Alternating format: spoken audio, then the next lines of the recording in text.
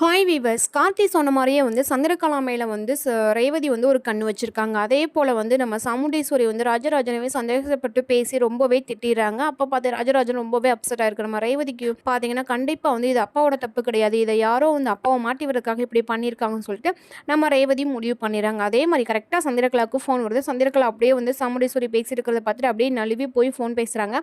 ரேவதியும் பார்த்தீங்கன்னா வந்து சந்திரகலா பேசுறத கேட்டுர்றாங்க. அதாவது வந்து அந்த பொண்ணு பார்வதி பேசுறத வந்து நான் என்ன நடந்தாலும் நாளைக்கு வந்து பஞ்சாயத்துல என்ன நடந்தாலும் நான் கிளம்பி வந்து போயிட்டே இருப்பேன் அப்படின்னு சொல்லி சொல்றாங்க. இதெல்லாம் எல்லாத்தையும் ஒட்டு கேட்டுறாங்க. ஒட்டு கேட்ட ரேவதி என்ன பண்றாங்கன்னா, இது எல்லாமே சித்தியோட திட்டம் தான். இப்பயே மாமா கிட்ட சொல்லுன்னு சொல்லிட்டு ரூம்குள்ள போயிட்டு வந்து கார்த்திக்கு ஃபோன் பண்ணி, மாமா எனக்கு ஒரு குழு கிடைச்சிருக்கு மாமான்னு சொல்லி சொல்றாங்க. என்ன ரேவதின்னு சொல்லும்போது, இது மாதிரி சந்திரகலாவோட திட்டம் தான் இது.